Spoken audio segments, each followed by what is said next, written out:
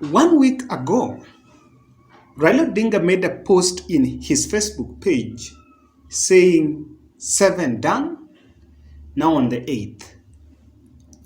What that post meant was that he had secured, or rather maybe had campaigned in 7 provinces, but only the 8th that he had not, and that was Rift Valley. So when he decided to make the tour on the North Rift, it was one of his wider plan to at least get a chunk from the Rift Valley. This is something that has been so critical to him, and today he was to visit the counties of Gishu and Elgeyo Marakwet. Now in this video, I want us to look at the tours in those areas and what exactly happened, because there are 2 incidences that have been reported separately. There is one at Iten and there is the other one at Gishu. I want us to look at Junet Mohammed's Twitter handle so that we can see what his tweet is saying against an incident that happened in Gishu. If you check Junet Mohammed's Twitter page, there is a post he has made there saying, "Today we almost got killed in Soi constituency, Gishu County, at the burial of Mzee Jackson Kibor.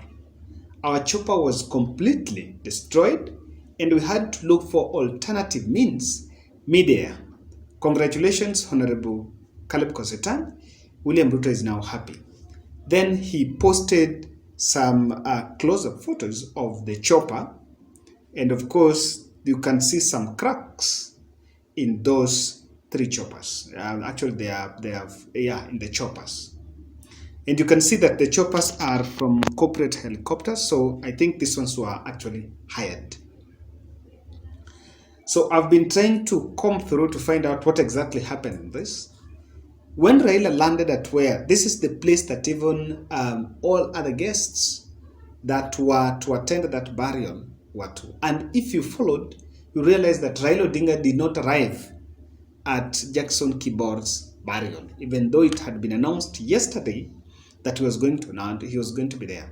So when he was there, there was some hostility that was meted on them, and they actually realized that even attending the burial will not do them any favor. Actually, it will kill their morale, because the ground was more charged. Even if you follow the proceedings at Kibor's burial, you will find out that you see Didmas Baraza, Shulei, Oscar Sudi, their speeches were more charged, and even Caleb Kostan. So according to Junet Mohammed, Caleb Kostan was the mastermind of what they went through, and that is the reason why they didn't get to the Kibor's burial. After that, there is another clip that emerged, and we are going to look at that. So I think they found a way and they flew to Elgeyo Marakwet and Iten. They held a closed-door meeting at Iten KMTC. I think just meeting some few, they normally call them delegates, but I think they are just people who are just mobilized, not really delegates, and maybe some opinion leaders around that place and the local authority. Then after that, Raila Odinga hit the road to Iten for the roadside rallies. So what happened at the roadside rallies is what has been trending, a video where a group of some men really heckled him. I have to mention here that just like we castigated Kondele, we castigated Jacaranda, no one should leave his place. If you don't want to attend someone's rally, if you must attend someone's rally and heckle, just remain at home. It is not a must for you to attend someone's rally. And again, no youth will leave his work and his comfort zone just to carry himself and leave his work to go and heckle a politician without mobilization. So it is no denial that mobilization was done and that heckling really was there's some people behind it. In fact, I want to give you time so that you watch what happened in Liten.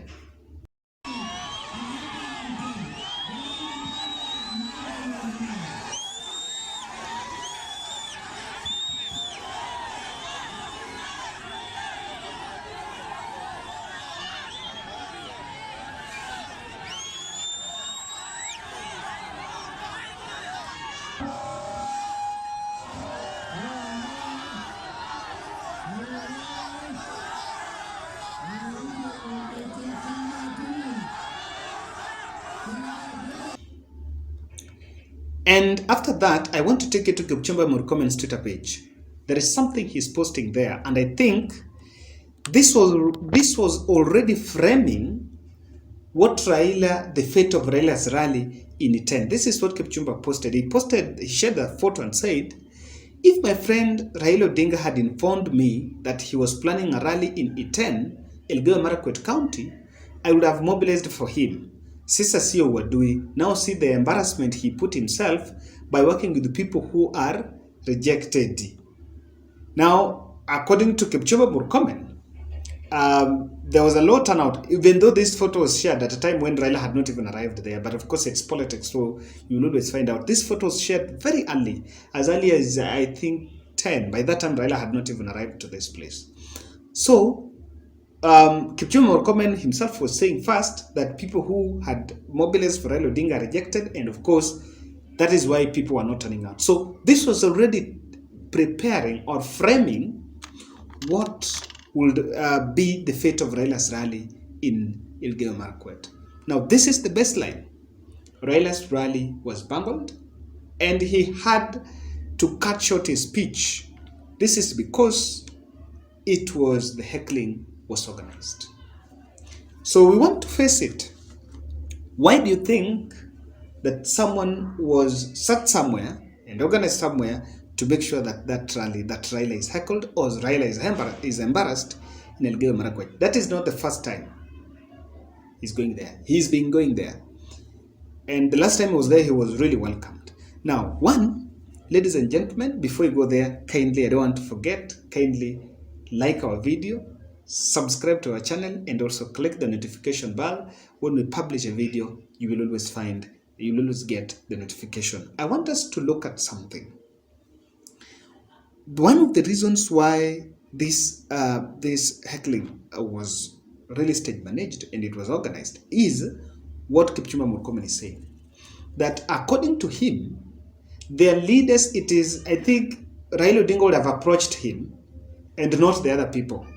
So this could still be organized to discredit the leaders that organized Raila's rally in Elgeyo Marakwet, or rather in Rift Valley. Of course, he has Rift Valley coordinators, and Alex Tolgos, who is the Elgeyo Marakwet, outgoing Elgeyo Marakwet governor, is the coordinator for Azimio in Rift Valley. So what could be done by the local politicians there is to make sure that they discredit Alex Tolgos or the people that are around Raila Odinga. There is also another one called Kipkorir Menjo. I think Nikibuta Kirwa and I think Sarikos Gay, if I'm not wrong. So they want to discredit that team, that there is nothing they are doing. That could be the problem number one. Number two, I think someone was out to show Kenyans how Raila Odinga is maybe facing rejection over the BBI fate.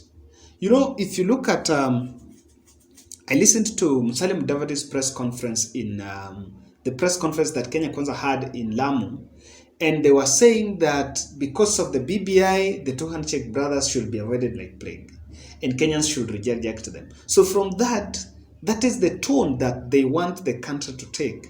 In fact, tomorrow Raila and I think Alonso are supposed to be in West Pokot. So what the maybe Raila's competitors would want to see is to portray him as someone who Kenyans are rejecting simply because of BBI. In fact, I will not be surprised if they attribute this heckling to BBI. That could be a probability number one. But what I can say as regional zoning. Now, the regional zoning is here because, remember, I started by telling you what Raila said, that 7 out of 8 is down onto the 8th. But the media have also been carrying a very delicate narrative, saying that, Raila have had 30 counties, or Raila have captured all these areas, and these are the areas that are for William Ruto, and the others are battlegrounds. Now, that narrative in itself is framing the minds of voters. And when someone goes to somewhere like Itan, you will feel like that is already a bedroom of Raila Odinga. That is a bedroom of William Ruto. So in any case that Raila receives a warm reception there, the impression will run quickly on the campaign team that, look here, he's also getting a chunk from Elgeyo Marakwet. Actually, the impression of this heckling is that Elgeyo Marakwet maybe have rejected Raila Odinga. That is a bit of it. But I think the baseline here is the issue of intolerance. Because the last time Raila was in Eldoret, the mobilizer was Oscar Sudi, and it went very successful. There was no problem. But again, I need to mention, could it be a possibility that they stage managed? Ruto was in Kisumu and stage managed his own Kondele violence for political capital. Would you be skeptical of not Itent, but this one by Junet Mohammed, because I saw people doubting that, was it there? Ladies and gentlemen, that's my analysis on it. But I also need to mention that something very similar to this happened in Lamu. So it could also be organized in terms of equation.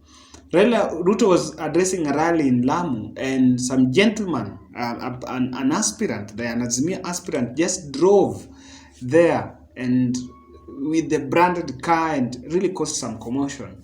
But again, that happened even before this. So that is it. But I think in terms of intolerance, political intolerance, we are simply getting something wrong. Let's wait and see how West Pokot will be tomorrow.